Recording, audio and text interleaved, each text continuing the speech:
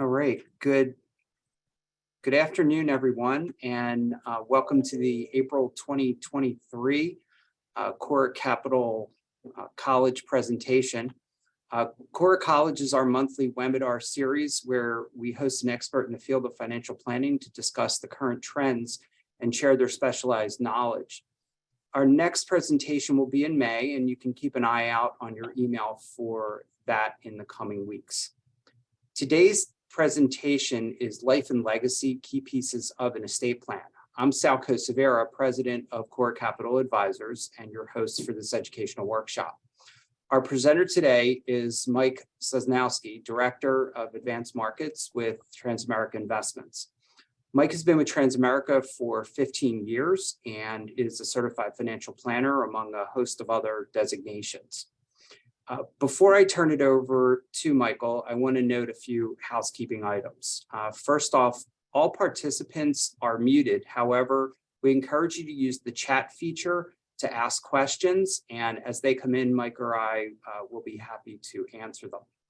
This presentation is being recorded and will be available within 24 hours on the CORA Capital Advisors YouTube channel. And anyone that's signed up for this presentation, we will send you a link sometime tomorrow. Number three, we do have clients joining us from more than a dozen states, and I even think there's somebody joining from Europe. So it's important to note that the subjects that are discussed today are to provide a general overview.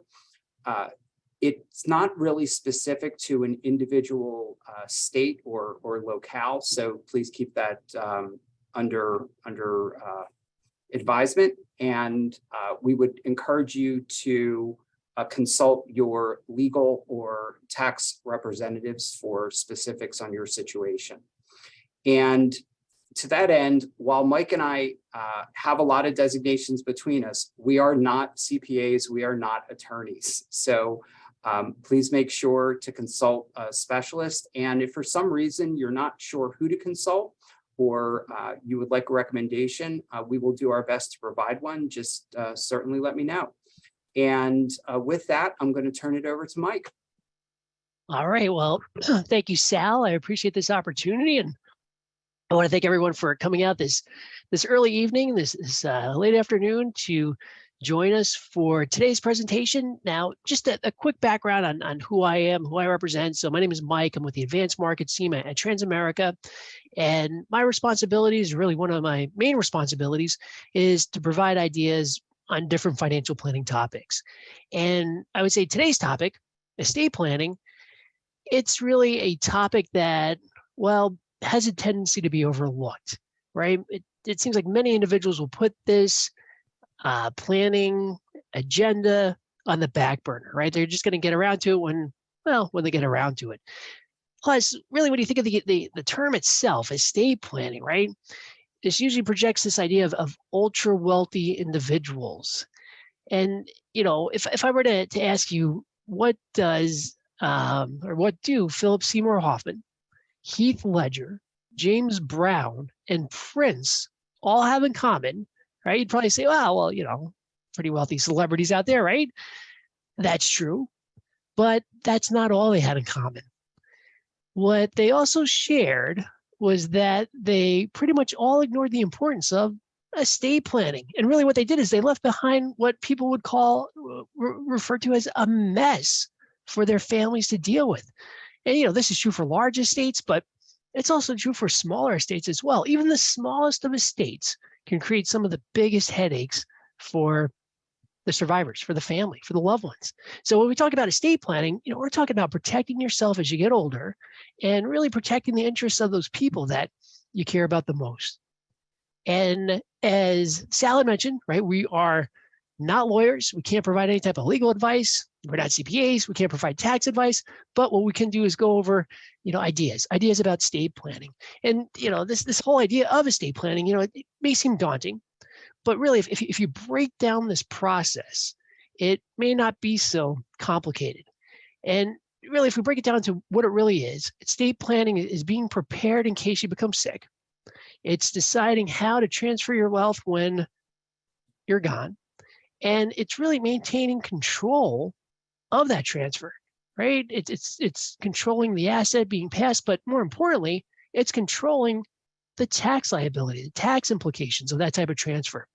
And I would say it's really these key elements that not only go into estate planning, but they're the three key elements we're going to focus on today. So we're going to first look at essential documents that everyone should think about when they're putting that plan together or reviewing that plan.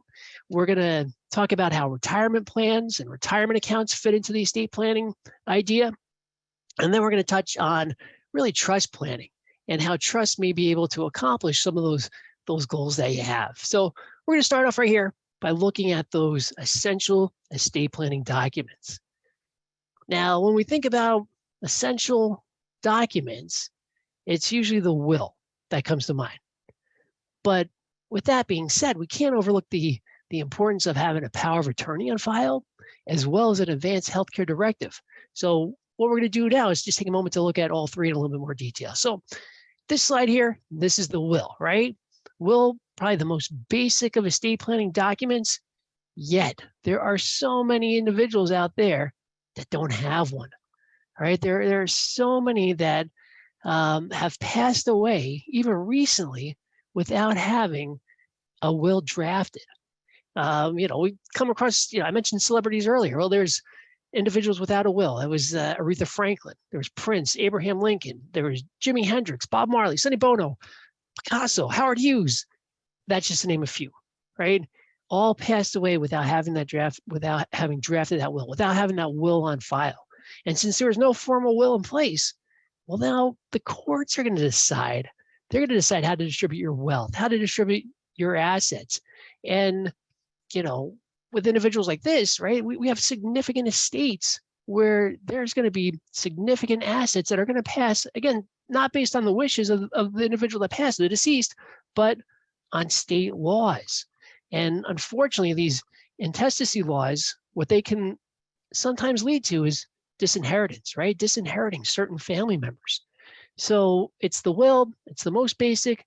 We want to make sure we have one, right? We want to make sure it's up to date, because it's this will that is going to go through the whole probate process.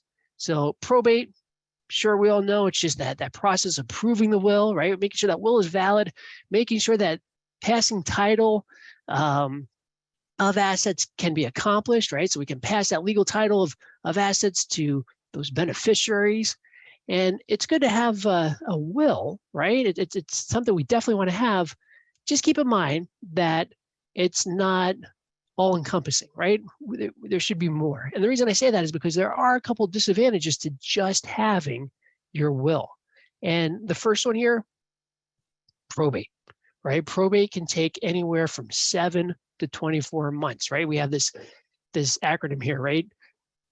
DEAD. So delays, 7 to 24 months to go through the whole probate process to close the estate. And then we have expenses, right? We have the E, and the expenses we're talking about here are attorney fees. We're talking about accounting fees. And usually these expenses will equate to about 6% of the estate's value. So, if we think about that just for a minute, 6% doesn't seem like that much, but even if we have we took all our assets and we have a modest estate of about $1 million, right there, that's 60,000 that's going to be lost in expenses. And then we have right here the A, right? We have access to creditors because, well, creditors, of course, are going to be paid first, the beneficiaries. And again, this can all lead to the big D, disinheritance, especially if that will is never reviewed, if it's never updated. I mentioned earlier about the actor Philip Seymour Hoffman, right? His actor passed away a few years ago. He was in a couple of movies like Boogie Nights, Big Lebowski. He was in Moneyball. But anyway, pretty good actor, but terrible estate planner. Reason being is when he passed away, now he had a will, which is great, but he forgot to update the will. So he drafted this will after the birth of his son, which was great, but then he forgot to update the will after the birth of his first daughter and his second daughter. So when he passed away, 2 out of 3 of his kids disinherited. So wills have to be kept up to date. Well, first we have to have one and then make sure they're up to date. And then when we look at estate planning, we can't forget that estate planning, it's not just about preparing for what happens when somebody passes away. a very important part, and I think it's, again, overlooked, is preparing for aging. And as we age, we need to be aware of some, well, really what could be unexpected changes in our health, right? So this can mean having a plan in place for something like the onset of a chronic condition, or what could be maybe a rapid decline in health, right? Now, nobody wants to talk about this, right? Hopefully never happens. But if it does, at least we have a plan in place. And, we're not scrambling at the last minute to try to figure things out at what could really be possibly the worst time. And honestly, this type of planning, it is tough. It's tough to talk about, right? It's difficult. No one wants to think about this topic. We don't want to talk about it. So with that, there's always a cloud of denial surrounding this area of planning. This isn't going to happen to me. More importantly, it's not going to happen to my loved ones. It's not going to happen to my spouse. But the thing here, the takeaway is that the more proactive we are now, and the more we think about the decisions that we're going to need to make, or the decisions that will need to be made, the better we're going to be prepared if we have any of those surprises, right? Any of those surprises in health. And what we're really concerned about here is that an adverse health outcome could result in incapacity. And when we talk about incapacity, again, we have to proactively plan just in case, right? We need to plan before that incapacitation actually happens. Again, hopefully it doesn't happen, but there should be a plan in place just in case. And when we talk to different individuals, different planners, some refer to this as a what if file, right? This is a file that we have no intention in touching, no intention in using. We're not going to open it up, but if something does happen, we're prepared, we're ready to go. Because with this type of health issue, right, something along this lines, waiting too long could be too late. And for most, again, planning for incapacity is put on that back burner. So we want to make sure we have a plan in place. And one outcome of not having any type of plan in place could be this right here. So if someone becomes incapacitated and they lack that legal capacity to make their own decisions, well, the courts are going to get involved. And what the courts are going to do, they're going to appoint someone to act on that person's behalf as their guardian. But honestly, this whole process, right, with the courts, it's most likely not going to be pleasant, especially for that incapacitated individual. And it's not going to be pleasant for the family, right? There's so many stories out there of competing interests between family members. And there's stories of the ward, right, the person that's incapacitated, experiencing anguish, embarrassment, humiliation, and this is especially true when they have to go through that hearing process that proves they're incapacitated. And then the outcome here may be that the guardian that's selected by the courts, well, it may not be the preferred individual of the ward, right, of that person that's incapacitated. And, they may have selected somebody else out, a different option, had they had the ability to make their own choices. Plus, when we look at guardianship, it's not a cheap process. It's not inexpensive. On average, it's about $5,000 to have a guardian appointed. And then their annual fees for lawyers, for accountants, for court proceedings. And when it's all said and done, now this guardian is appointed. That guardian has significant responsibilities going forward. Not only does that guardian now bear the burden of caring for the ward or their finances, but they have to periodically report back to the court and continue to do so. So that way the court can basically sign off on their involvement. So that way they know that the guardian is acting in the best interest of the ward. So long story short, how can a situation like this be avoided, right? We want to avoid this whole guardianship process. And the best way is really right here, is by having a power of attorney on file, right? Having a power of attorney in that what if file. And what this is going to allow that, a person to do is appoint a person of their choice to provide care, to maybe manage their affairs if something should happen. And what you can see here on the slide is that there's a number of different variations of power of attorney. And the thing to keep in mind here is that they're not mutually exclusive. For example, you could have a springing power of attorney that is limited or special and only becomes active after a particular event, and maybe just has limited power over something like finances or whatever the case may be. So not mutually exclusive, although I would say the most common power of attorney is the general, right? The first one, general power of attorney. And this is really something that can be used for specific situations. You know, maybe somebody is, maybe they're traveling abroad and, you know, they just want somebody to look over their stock portfolio or their finances while they're gone. So we could have just a general power of attorney that could be used that could terminate after certain powers. So a lot of different variations of power of attorney, but something that should be in that what if file. And something else that should be in that what if file is the advance directive, right? This is the medical power of attorney. And this is where you, as the person drafting the power of attorney, you can give that power to an agent, right? Appoint somebody else to make medical decisions on your behalf. And a number of different variations of this advance directive, but we have like the living will. And what this basically allows you to do is just really outline your own healthcare wishes, right? Really express what your wishes are when it comes to healthcare. And then, you know, we also have here the healthcare proxy, right? And basically that's, again, just giving the power to somebody else to make those decisions on your behalf. And so really, you know, healthcare proxy, another name is just really healthcare power of attorney. Do not resuscitate should be in the file. 5 wishes could be, right? That's basically a template that can be used. And basically it's like it's like a uniform advance directive, meaning that it's a template that individuals can use that show different ideas. But again, it's having that what if file just in case. And that what if file should also include this trusted contact.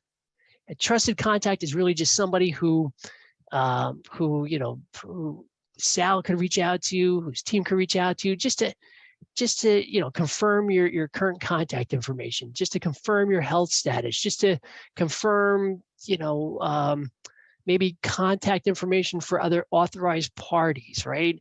Maybe it's somebody that can discuss urgent, unusual account activity with Sal, or you know, somebody Sal can potentially talk about potential red flags that he notices, right? It's that trusted contact. I think it's just someone who not necessarily able to act on your behalf, right? They can't execute transactions or engage in any account activity, but they're there. They're there so that way, if there are any red flags, it's the opportunity to maybe eliminate what could potentially be like fraud or something along those lines, right? So that's the big thing. It's you know, just that layer of protection, so that way if there's any suspected fraudulent activity, we can bounce that off of a third party, trusted contact.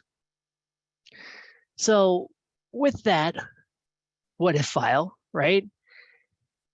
It's important, again, to have one only because it could have a significant impact on how your finances, as well as how your healthcare is going to be managed going forward.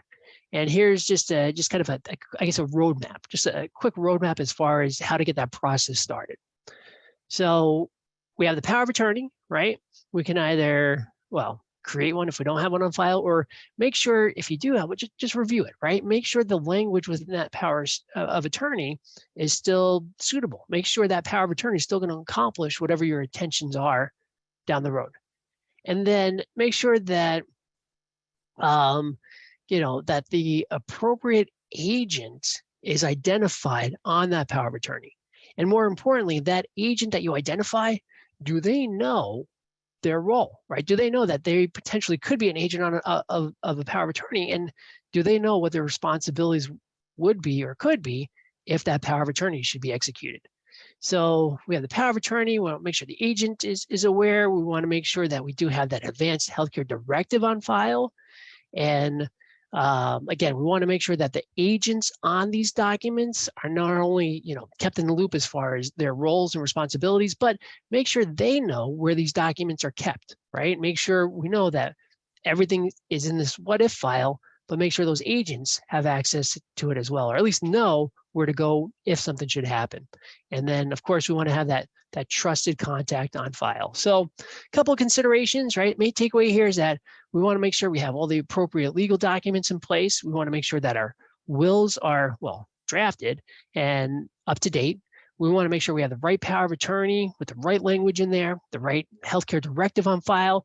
We want to make sure that we've communicated all these wishes and all our intentions to these potential caregivers, right? These individuals that may become caregivers down the road. Make sure agents or power of attorneys know what our intentions are, right? So that way, long story short, everything is going to be satisfied if that day should come. So let's quickly talk about retirement accounts, right? So retirement accounts, another part of estate planning. And I would say that the big takeaway with retirement accounts and estate planning is the beneficiary designations. And it's because beneficiary designations on, well, really these types of accounts here that show up on the slide, they're going to supersede the will. And what's nice about a beneficiary designation is that it avoids probate. So basically, any asset where there's a beneficiary designation and a beneficiary identified on it, it's going to allow that asset to pass directly to that named beneficiary. So it's probably, arguably, the simplest and most efficient way for someone to pass their wealth. But despite that, right, despite being that simplest way to pass wealth, it could also be the most problematic. And this is true if designations are not kept up to date. And this is why a periodic beneficiary review is so important, right?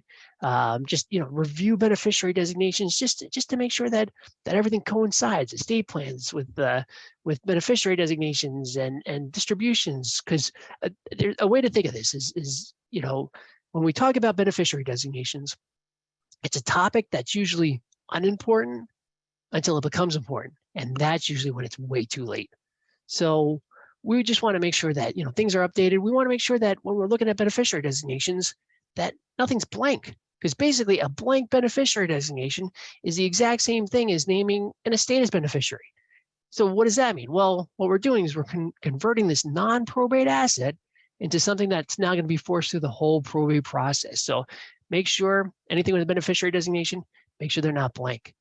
And of course, make sure that they are not out of date, right? Make sure everything's updated. I don't know if maybe if you heard this story, if you had, I apologize, but I think it's a great story to tell because it's about the brother-in-law and sister-in-law who are no longer on speaking terms. And it's all because of an outdated beneficiary designation. So there was this teacher in upstate New York, right? She started her job before she was married, right? So she started her job before she was married, participated in her retirement plan. And because she wasn't married, what she did is she named her mom, her uncle, and her sister as primary beneficiaries of that plan. Well, a few years into her job, she meets somebody, right? She gets married. And then she was married for just over 20 years, right? She was married for over 20 years. She saved as close to $1 million in this retirement account. I think it was just north of 900,000. But anyway, she unexpectedly passed away. She so happened she passed away in 2001. But her husband, when she passed away, went to go file the claim, right? All he wanted to do was take that retirement asset and roll that into his IRA, which he's allowed to do, right? That's as a spouse beneficiary, that's what you're allowed to do. However, his application, right, his claim form, it was declined, it was denied. She never reviewed and updated her beneficiary designations. So her mom predeceased her, her uncle predeceased her, but her sister was still alive and she was the sole beneficiary in that account. And well, of course, there's going to be a fight, right? Sister wants the money, surviving spouse wants the money. Well, it went all the way to the Supreme Court. And the Supreme Court, ruled in favor of the sister, the beneficiary. She got the whole 900,000. Make sure beneficiary designations are up to date, right?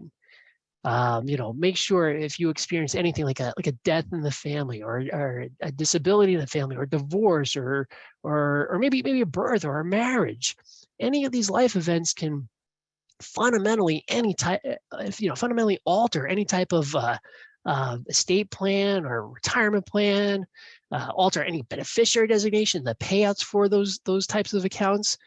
Anything outdated can create a huge mess for the family to deal with. And that's, especially true when it becomes important when it's way too late. And that's usually when somebody passes away. There was a individual, his name was William Kennedy, no relation to the Kennedy family, but William Kennedy, and he named his wife, his second wife, Liv, as beneficiary of his retirement asset. Well, it's kind of a rocky marriage anyway. It was like 2 years in and they divorced, right?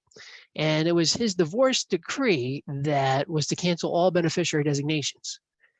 But William, I don't know if he just sat on it, but long story short, he neglected to send in any type of beneficiary change form to that retirement account, to that retirement asset. And supposedly his ultimate goal was to leave that asset to his daughter, right? Name his daughter from the first marriage as the primary beneficiary.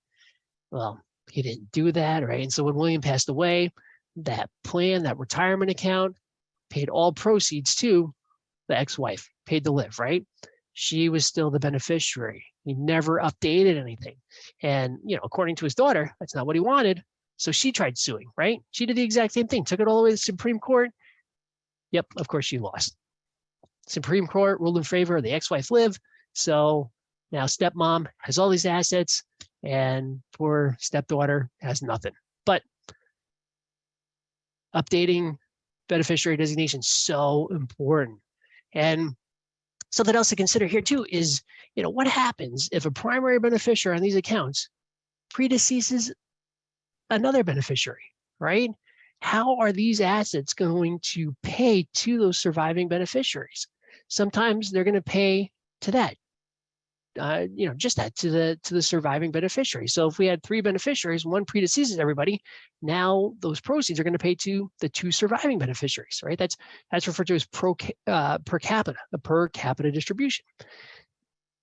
Other way that could be set up is really that deceased beneficiary share is actually retained and then pays to the beneficiary's children, right? That's a per stirpes type of setup. And what we want to know here is how are those beneficiary designations set up in case of something like this happens, right? In the event of a beneficiary predeceasing other beneficiaries. Because if we don't have that per stirpes type of payout, we could potentially be disinheriting a family member. Maybe, in this case, it could be like grandchildren, right? The children on the beneficiary designation. So per capita, per stirpes, it's important to know the difference and how things are set up. Most custodians they're gonna default to that per capita. So we just want to make sure what the default is and make sure it lines up with with our estate plan and overall wishes. Minors, right? We'll come across this quite a bit where, minors will be listed as a beneficiary, and that's fine, right? That's fine as long as we set them up as an UTMA or an UGMA, so that way we can name our own custodian for the children, right? So we can name that custodian or that guardian for the children. So that way, if they were to inherit an asset before the age of majority, then we as a custodian can manage that asset on behalf of them.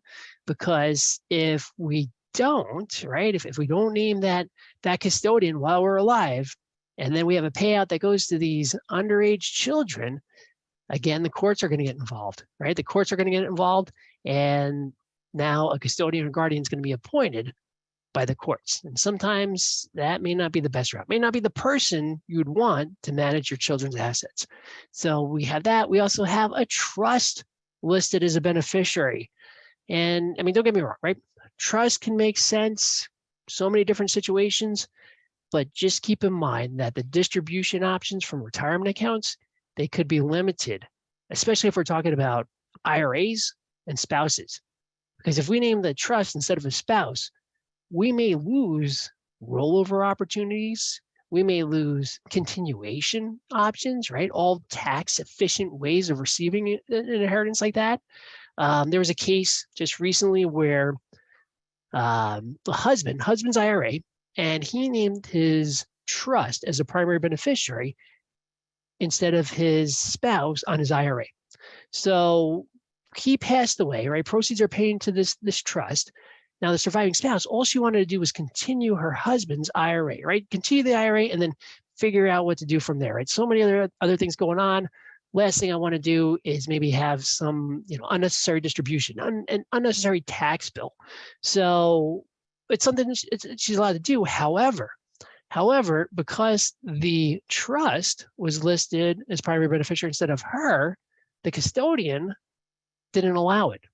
So what she had to do, she had to actually draft a private letter ruling, PLR, cost about $10,000. So she had to draft a PLR. It was granted. And from it being granted, she was allowed to then roll over the asset into her own IRA. But long story short, that $10,000 bill could have easily been avoided had the husband just named his wife as the primary beneficiary. And then maybe name the trust as contingent. If something happens to both, now the proceeds will pay to the contingent beneficiary, which is the trust. But naming the trust as primary just caused a bill, right? $10,000 bill. And then last thing here is communication, right? Make sure that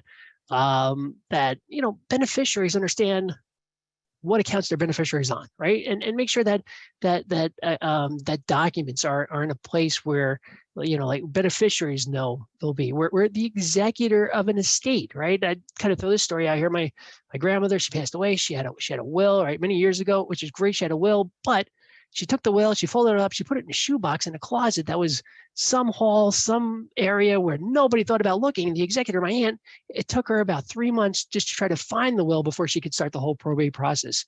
Would have been a lot easier had my grandmother just say, oh, by the way, Aunt Nancy, you're the executor, the will is in the closet over there. But make sure that there's that communication, right? So make sure there's communication, and again, periodically review those beneficiary designations. So something else to remember with estate planning, and this is really true with the passing of assets or the gifting of assets, and it's really with cost basis. And when we pass assets, there's really two types of assets we're working with. We're going to work with an asset that receives a step up in cost basis, or we're going to work with an asset that doesn't. And if we have an asset that does not receive a step up in cost basis, usually it's a more significant tax liability to the beneficiary. And those assets that don't receive that step up, they're sometimes referred to as income in respect of a decedent. And these are assets usually like retirement accounts, retirement assets, and it's usually the full value of this asset that's going to be a tax liability to that beneficiary. And it's going to be taxed to that beneficiary's marginal tax rate. So it's that IRD, or income in respect of decedent, could create a significant tax bill for those beneficiaries. So, for example, let's say I had an IRA of let's just say 250,000, right? I pass away and I name my daughter as the beneficiary. Well, she's going to inherit that, but she's also going to inherit 250,000 in income for that year, which could really bump her up and create a significant tax bill, right? Significant tax liability. So idea here is income in respect to decedent. Those are some assets that it may make more sense to draw down while you're still alive. And those assets that receive a step up in cost basis, like different investments, like real estate, those assets, it's almost better to pass on after you pass as opposed to maybe making a gift while you're still alive. So income in respect to decedent. Now, again, it's usually retirement accounts that will create that tax liability. So if you're inheriting an IRA or you have beneficiaries on your retirement account, just make sure that they understand how they may be able to maybe lessen that tax bill. And really this is done by understanding all the different options that a beneficiary is going to have, because it's those different options that could potentially create some tax efficiency. And it used to be that somebody can inherit an inherited IRA, right? They inherit this IRA, they stretch this over their life expectancy, no tax bill, just these minimum distributions that come out each year. That was great. Unfortunately, that's not the case anymore. We had the Secure Act that passed a couple of years ago, long story short, what we have is different sets of beneficiaries where most beneficiaries won't be able to stretch. So instead, what they're going to have is an out in 10, right? So it's basically the opportunity to maybe pick and choose which years make the most sense to take a distribution, and then just make sure that by the end of that 10th year, that account is liquidated. And so again, this comes back to just, keeping your beneficiaries in the loop, right? And not only, you meeting with Sal, but having your beneficiaries meet with Sal too. So that way they know their options. And that way, this inheritance, this hard, this blood, sweat, and tears that went into this retirement account, all this hard work, that way, 40% doesn't go to Uncle Sam. And so, this example right here is just, let's say somebody again had that 250,000, right? 250,000. What they could do is they can, instead of paying taxes on the full 250, they can basically spread that tax bill over 10 years, right? So spread over 10 years, which instead of, having a $68,000 tax bill with that lump sum, basically they'd pay about $6,000 in taxes each year. So it's ideas like these that, again, so important, so valuable beneficiaries, and it's ideas like this that Sal could go over, and just talking about tax efficiency. And when we talk about tax efficiency, well, there's an account that will actually pass the beneficiaries tax-free, and it's not just life insurance, it's the Roth IRA, right? Roth IRAs, great tools in retirement, great tools for estate planning. They provide tax diversification in retirement by providing sources of tax-free income. And they also provide great estate planning tools because these accounts will pass tax-free to beneficiaries. And what's so nice about this income from a tax-free account like this is that normally income that you have in retirement could increase Medicare premiums, could impact the taxation of your Social Security benefit. If you have something like a Roth IRA in your overall retirement plan, distributions from that account won't increase Medicare premiums, won't impact Social Security taxation. The thing with Roth, though, right, is that it's a little easier said than done to get money in there. What I mean by that is that you have different thresholds as far as phase outs of who can tribute, who can't tribute, who cannot tribute. And then if you are looking to maybe convert, right, you have this taxable account, you want to convert it to this Roth, right? You have this traditional IRA, you want to go to a Roth, that's a taxable event.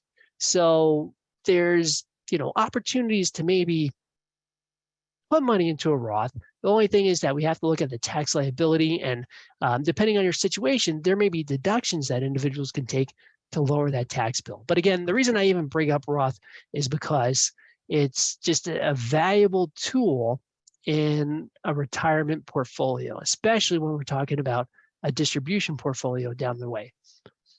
Tax-free, so it's a great account to use for discretionary expenses like, vacations, maybe second homes, but Roth IRA, just a huge piece of the whole puzzle. So main takeaway here with retirement accounts is that, beneficiary designations have to be kept up to date. And I would say that's probably the most problematic account or most problematic thing that we see. And again, we don't see the problems initially. It's when it's way too late. When somebody already passes, now we have a problem with the beneficiary designation. And again, that's when it's way too late. So last section here I just want to touch on is just trust, right? If you're looking for complete control of your estate, then you may look to a trust, right? They're an effective, efficient way to transfer wealth, and they can allow you to decide when and how beneficiaries can inherit assets. And this trust is going to provide the most flexibility when it comes to satisfying intentions. So not only is it significant, but it can provide more options and the ability for more of like a deferral than, let's say, like a will, right? So trust, most flexibility, and really the most customization. You could basically design a trust to do whatever you want. I mean, as long as it adheres to applicable laws, but it could be designed to address really any type of unique objective that you might have. Now, thing to remember with a trust, though, right? Most flexibility, most customization, but it does require a cost. There's going to be a cost for setting up a trust, and there's going to be a cost for administering that cost or administering that trust. And when we talk about trust, there's really two types. We either have the irrevocable trust or the revocable living.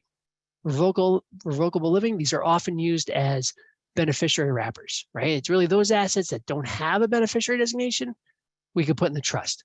Reason being is because now that asset can pass to the trust beneficiary without having to go through probate. And so beneficiary wrappers, as well as being used for incapacity planning, right? This is where we could put assets in the trust and now the trustee could take over.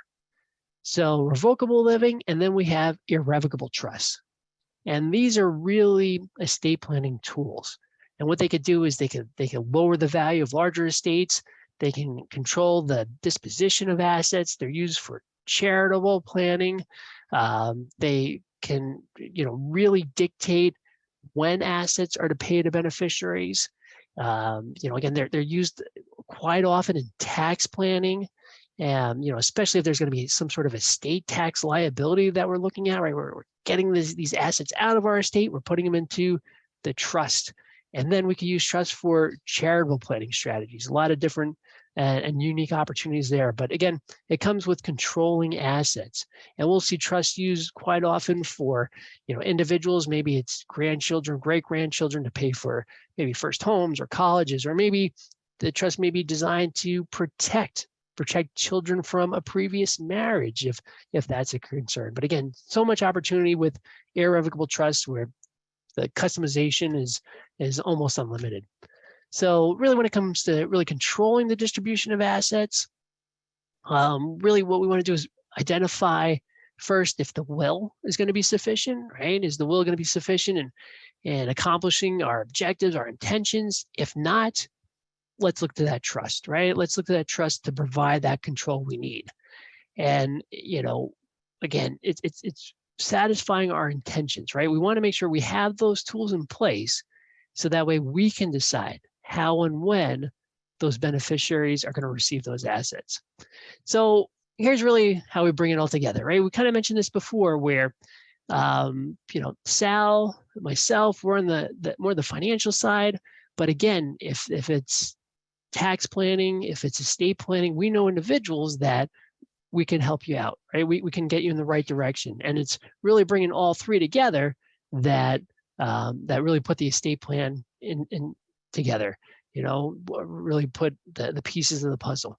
But the thing I want you to remember for today is that estate planning is going to impact everyone, right? Anyone who owns a home, anyone who has children, anyone who contributes to a retirement account can benefit from even the simplest estate planning review.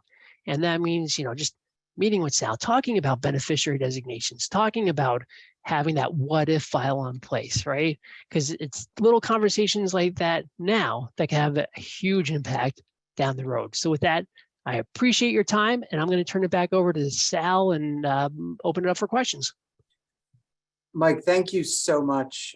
Greatly appreciate it. This is a topic that really never gets old. People are amazed at how many stories I have over a 30+ year career where beneficiaries have not been lined up, estate documents have not been in place. And what I can say to everyone in as emphatic a way as possible, these things do happen. I have been involved in situations where people have been married 50 years and there were no powers of attorney, no medical directives.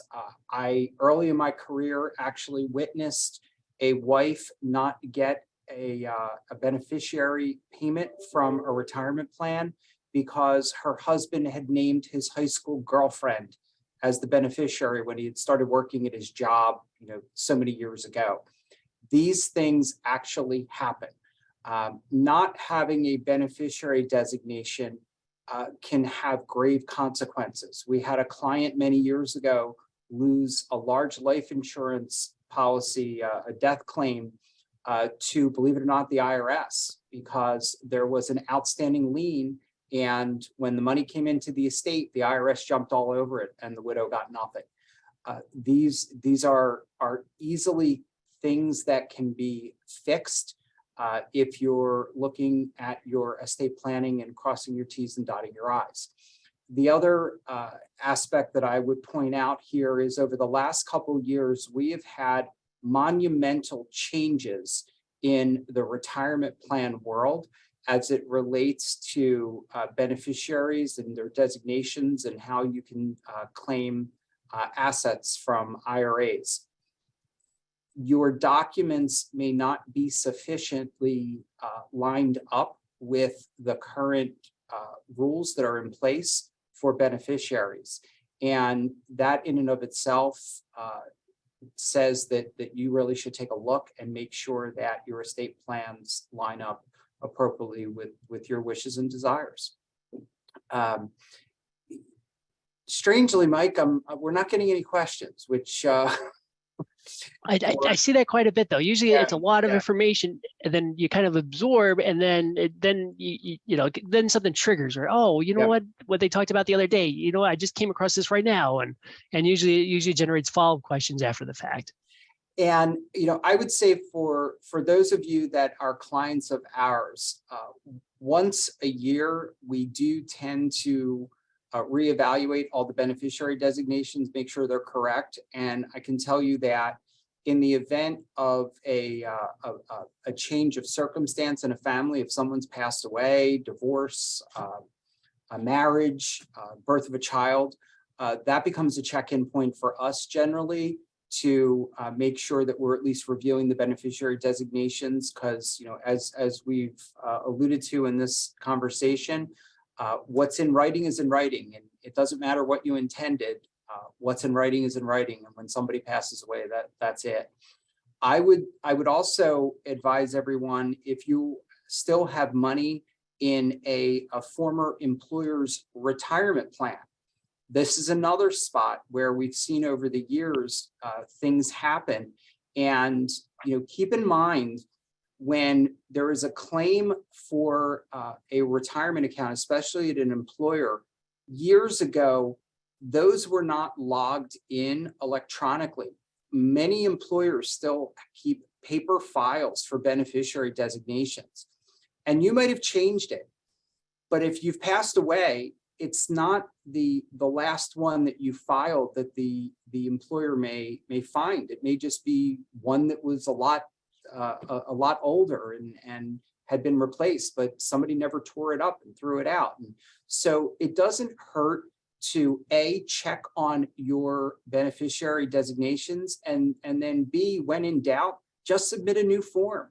And make sure you sign it and date it and keep a copy of it, and make sure that whoever your beneficiaries are have access to it. At this time, Mike, I'm not seeing any more questions. I do want to thank you for helping us out today. I want to thank all of you around the country and the world who participated. As I said earlier, we will be emailing a copy of this presentation to everyone that was signed up for it, and we would invite you to review it. Feel free to share it with friends and family, and it'll also be posted on our YouTube channel. If anyone has any questions that they would like to address that we obviously didn't have a chance to answer here, please do not hesitate to email me. It's sal@coracap.com, sal@coracap.com, or you can call the office 856-513-8600. You can speak to your CORA Capital advisor. If you're joining us from our sister company, Barrett's and Associates, you can certainly reach out to your CPA and they can redirect you. We're in the same office on the same phone system. With that, again, Mike, thanks for your time today. Really appreciate it. And everyone, we'll see you next month for the next edition of CORA College. Bye. All right. Thank you. You're welcome.